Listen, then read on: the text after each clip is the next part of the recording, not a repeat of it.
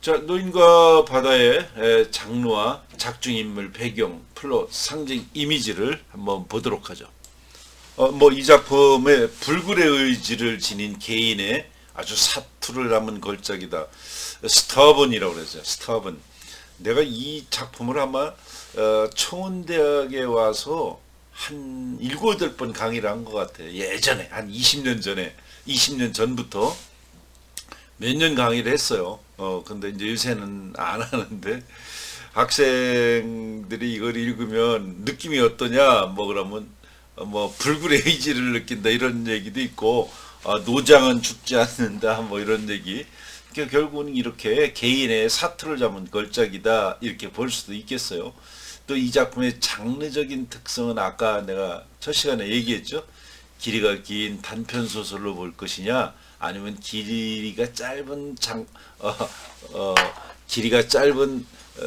길이가 긴 단편 소설로 볼 거냐, 길이가 짧은 장편 소설로 볼 것이냐, 두 가지 다 가능할 수 있겠어요. 근데 노벨라 중편 소설에 해당하는 걸로 볼 수 있다. 이 얘기는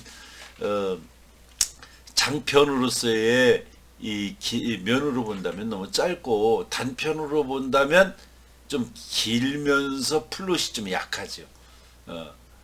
그런 느낌이 있어요. 자, 해미는 1926년에 봄의 계류라는 장편 소설을 시도한 적이 있어요. 그런데 장편 소설을 시도한 적이 있는데 별로 장편 소설을 쓰고서 비평가들로부터 호평을 못 받았어요. 이 작품을 쓰고서.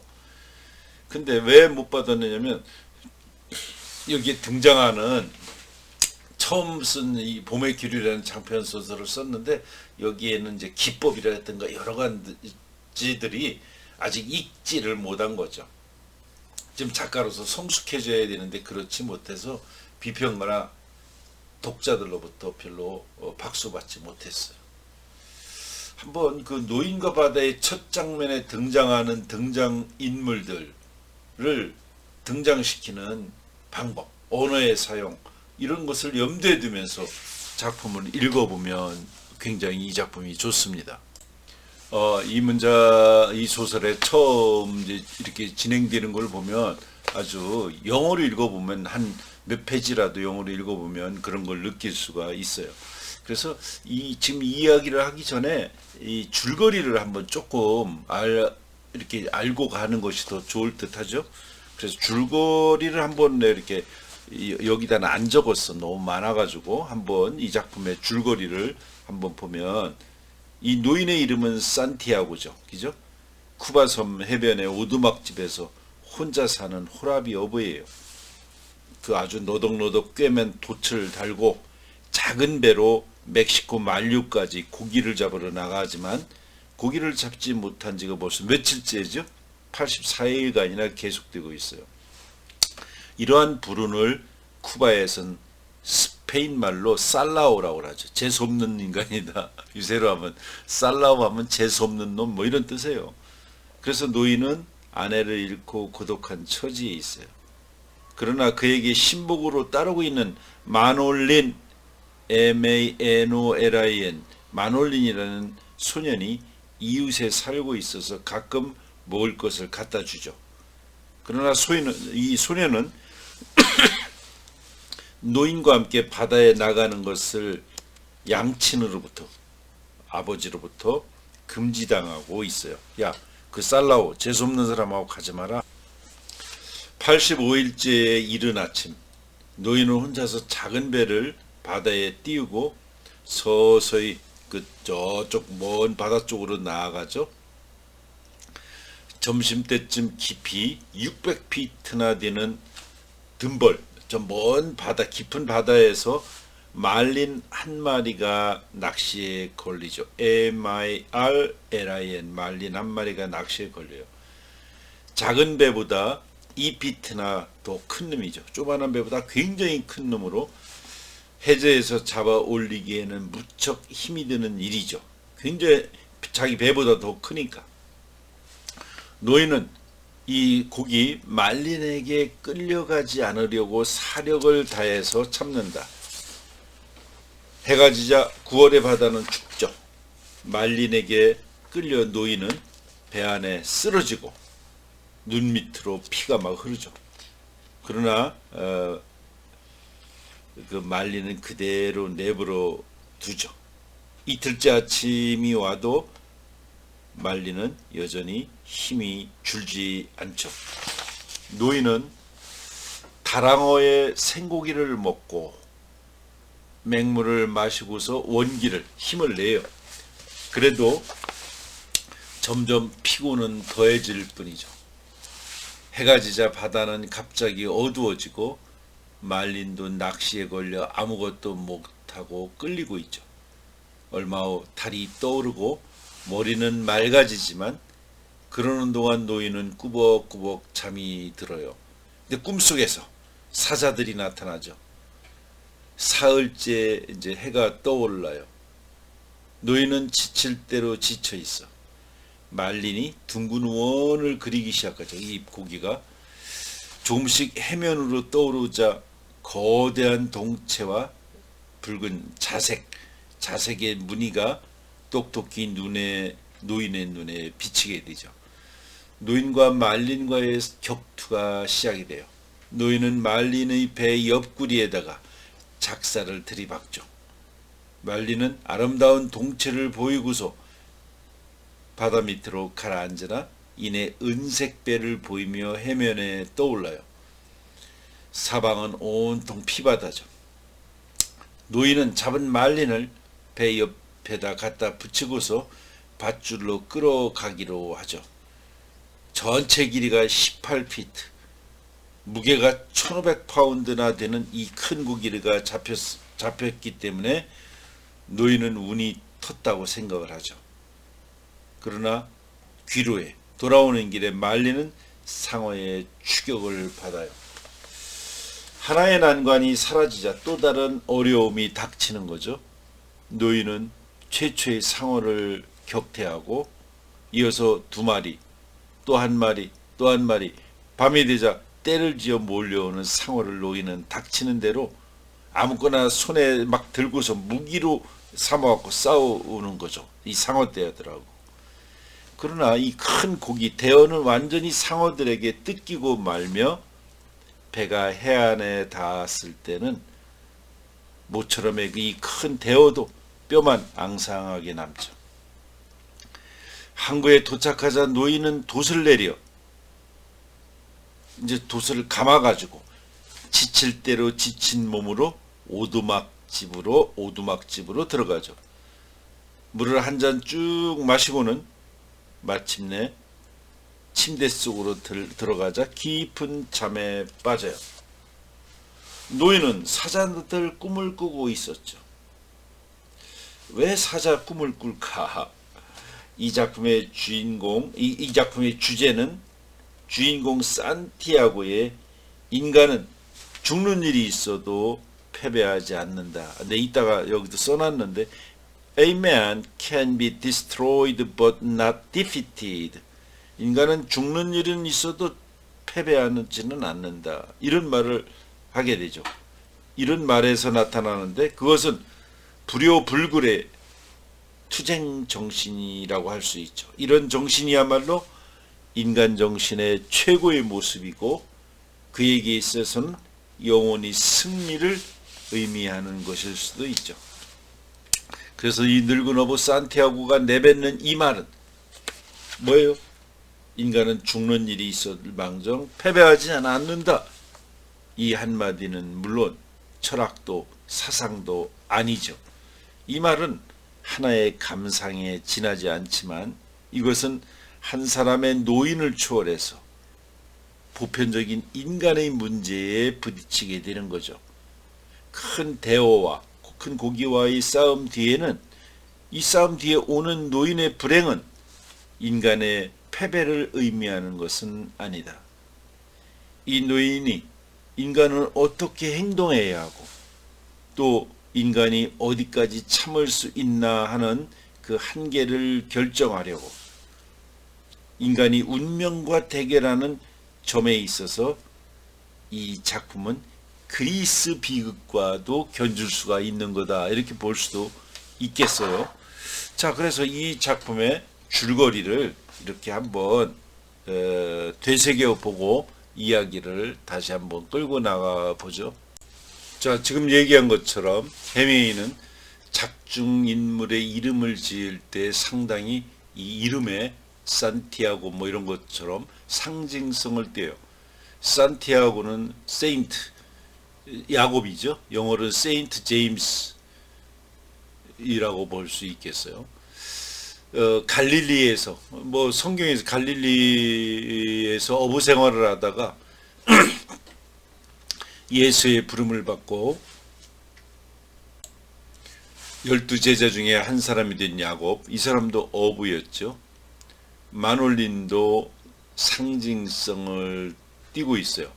마노는 원래 샤크는 노래, 고래라는 의미도 있지만 bright, 빛나다, bright, 빛나다의 뜻도 있어서 그래서 빛나는 상어라는 이런 뜻도 있어요.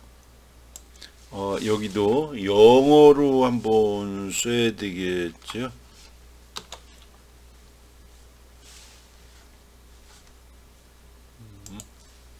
여기도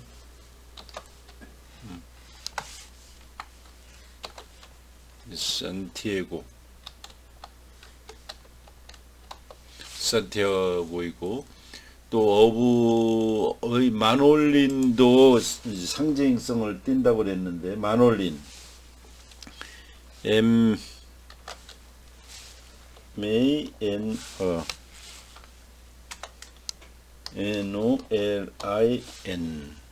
마놀린. 마노는 고래라는 뜻이에요.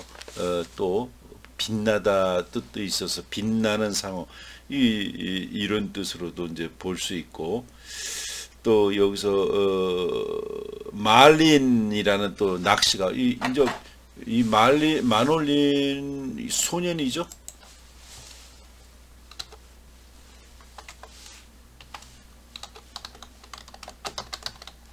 소년의 이름 마놀린도 상징성을 띠고 있는데, 마노는 원래 고래라는 의미인데 빛나다의 뜻이 있어서 빛나는 상어, 그 노인을 매일 이렇게 도와주는 사람이라고 볼 수 있겠죠. 노인을 아버지처럼,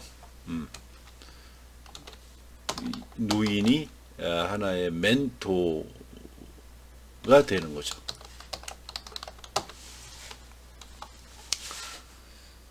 또 노인은 매일 그 지친 몸을 생기를 북돋우기 위해서, 고기와 싸우기 위해서 매일 상어의 간유를 먹죠. 마놀린도 상어의 간유와 같은 역할을 하는 존재죠. 옆에서 이 마놀린은 이 노인을 도와주고, 노인이 힘들었을 때 노인을 힘나게 하는 존재이니까 노인에게 힘을 주는 역할을 하기 때문에 그런 의미에서 마놀린이라는 이름을 지은 것 같다. 뭔가 아주 힘이 나게 하는 이런 존재, 마놀린. 그렇게 봐야 되겠죠. 또 이 노인을 도와주는 마을 주민 마르틴이 나오는데, 이 마르틴이라는 이름도 성 마르탱, 세인트 마티네이라는 이름의 성인의 이름에서 따온 거라고 볼 수 있어요. 자, 해밍웨이가 이렇게 이름을 쓰는데도 그냥 대충 쓰는 것이 아니라 이런 다 생각이 있어서 이렇게 따왔다. 또 성 마르탱은, 이 사람은 자신의 망토를 두동강 내서 거지를 지나가던 추워갖고 얼어 죽을 것 같은 거지에게 자기 망토를 찢어갖고 절반은 그 거지를 덮어주었던 아주 성인인데, 그의 이름을 따서, 즉 희생과 봉사를 하던 성인의 이름을 따와서 이 동네에 노인을 도와줬던 사람의 이름을 마르틴이라고 지었다고 볼 수 있어요. 자, 이만큼 이름에도 다 이러한 배경이 있는 것이다. 자, 이러한 상징이 들어있기도 하고, 또 이 작품의 또 배경을 보면 물론 시간적인 배경도 있고 공간적인 배경이 있겠죠. 공간적 배경은 아까 얘기한 것처럼 멕시코만해요. 쿠바의 북서쪽이죠. 여기를 지리적 배경으로 삼아서 이 작품을 썼다고 볼 수 있어요. 근데 이제 해밍웨이 작품을 보면은 이렇게 바다라든가 또 투장, 전쟁터 이런 것들이 작품의 배경이 되는 거예요. 이건 뭘까? 이 투장 같은 거에도 죽고 사는 이런 문제 아니겠어요? 전쟁터도 마찬가지죠. 저쪽에서 공격하면 이쪽은 숨고 막 폭탄이 떠지고, 또 바다, 내가 바다에서 대어와 함께 싸우면서 네가 죽냐 내가 죽냐 이런 아주 처절한 자연과의 싸움, 이런 것들이 이 작품의 배경이죠. 이러한 장소들이 삶의 현장과 같다라고 볼 수 있겠죠. 우리 살아가는 것도 사실 이런 투장이고 전쟁터고 바다와 같은 우리의 현실이다라는 것을 이 작품이 은유적으로 보여주고 있다고 볼 수 있어요. 그 다음, 자, 이 작품을 집필했던 시간을 보면은, 이 작품을 썼던 시간적 배경을 보면 이 작품과 동떨어져 있는 것이 아니라 이 작품을 썼던 바로 그 당대의 시간이에요. 그때 작품을 쓰던 때의 그 시간을 이 작품의 배경이 되고 있죠.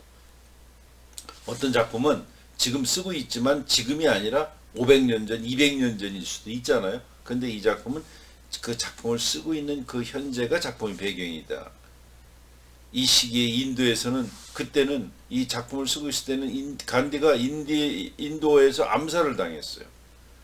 아프리카에서는 아파르트 헤이트 정책이 실시지어 원주민을 탄압해서, 아파르트 헤이트 정책은 인종 분리 정책이에요. 흑인, 백인 뭐 서로 다르다. 그러니까 남아프리카 공화국에서는 남아프리카인가 그래요. 거기에서는 인구 13, 17%가 나머지 뭐 80%, 70%를 다 이렇게 통치하는 이런 아파르트 헤이트 정책이 실시되어서 백인이 원주민을 막 탄압하고 그랬다. 또 이때쯤에는 이스라엘이 40년대 건국되잖아요. 또 중국에서는 이때 공산주의가 창설되고, 한국은 전쟁이 일어나서 한국 전쟁이 발발하던, 어떻게 보면 아주 숨가쁘게 돌아가는 역사를 이 시기에 읽을 수가 있죠. 그러니까 공산주의가 나타나고 한국에서 전쟁을 하고 이스라엘은 생기고 간디는 암살당하고, 어떻게 보면 바깥에 이 역사의 세계를 보면 심란하죠. 그런데 해밍웨이는 뭐하고 있어요? 쿠바에서 낚시질하고 있는 거죠. 그거하고 관계없어. 해밍웨이는 이 작품에서 시간적 배경보다는 공간적 배경에 더 초점을 맞추고 있어요. 그 뭐 별로 낚시하는데 뭐 시간이 지금 바깥에서 무슨 일을 벌어지든지 무슨 상관이 있겠어요? 그러니까 이 공간, 낚시하는 이 공간이 더 중요한 거죠. 그래서 이 작품에서는 세상의 거친 파도를 느낄 수 없어요. 저쪽에서는 전쟁을 하고 여기 공산주의가 나타나서 민주주의에 이렇게 세상이 치열하게 돌아가는데 세상에 이런 거친 파도를 느낄 수가 없어요. 그래서 몇몇 비평가들은 해밍웨이의 이런 비역사성, 비정치성을 들어 비판하는 사람도 있어요. 소설이라는 것이 이 세상에 살아가는 얘기를 써야지 낚시하는 얘기 쓰고 앉았냐, 이렇게 얘기하는 사람. 이 뭐 공산주의가 나타나고 이스라엘이 건국되는데 이러한 정치적인 것들이 아무것도 없다. 이렇게 이 무렵 세계사는 숨가쁘게 돌아가고 있는데 해밍웨이는 역사적 현실에 눈을 돌리고, 역사적 현실에서 눈을 돌리고 그거 못 본 척하고 오로지 홀로 멕시코만에서 낚시질하는 늙은 어부의 삶을 그리고 있다. 이렇게 이제 비평가들이 비판을 하죠. 뭐 틀린 말은 아니죠, 그죠?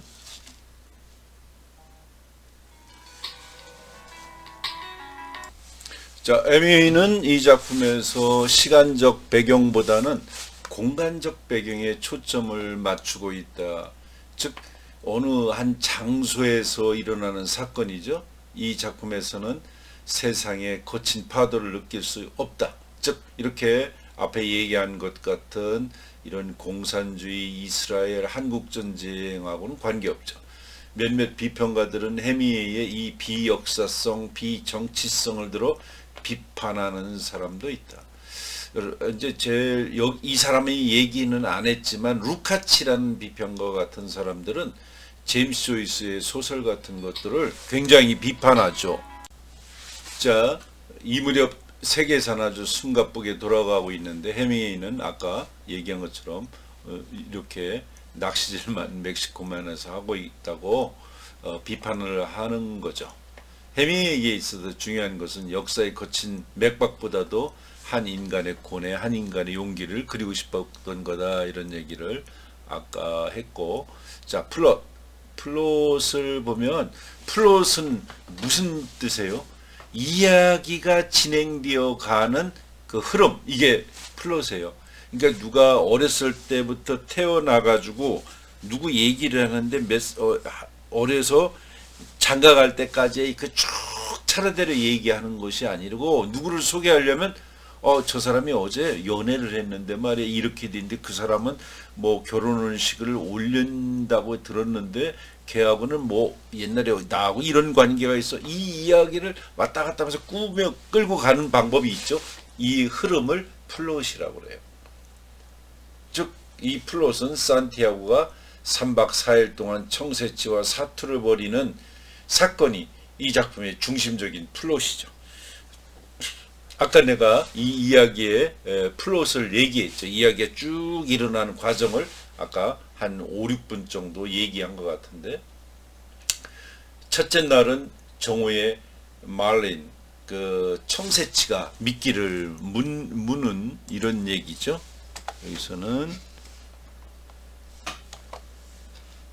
아이고 대문자로 말린이 미끼를 이제 첫째 날을 무르는 과정을 자세히 설명을 해놓고 있고, 둘째 날과 밤은 청새치가 이제 미끼를 물고서 배를 끌고 동쪽으로 계속 서쪽으로 이동하는 그 과정을 지루하리만큼 설명해놓고 있어요. 그 다음에 셋째 날은 조각배 주위를 회전하다가 청새치와 산티아고가 기진맥진한 모습을 보이죠. 결국 이제 배에 이렇게 낚시에 걸려 있는 거 아니겠어요?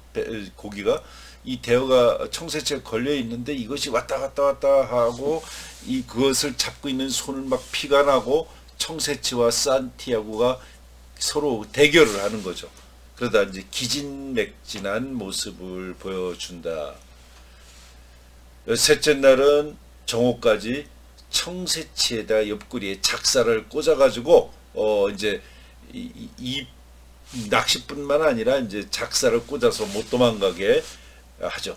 그러니까 이 작사에서 피를 흘리는 고기를 보고 상어들이 굉장히 많이 달려들고, 이 달려드는 상어를 대여섯 마리를 살해하는 그 과정을 셋째 날까지 보여주고, 그 다음에 넷째 날 새벽에 항구에 도착을 하지만 이제 옆에 그렇게 긴, 아까 얘기한 것처럼 긴 청새치를 옆에 붙들어 매고 그 돛단배를 타고서 이제 항구에 도착하지만 청새치는 앙상한 뼈만 남고 노인은 아주 지친 모습으로 항구에 도착을 해서 오두막에 쓰러져 잠을 자고 있는 모습을 그리고 있는 거죠.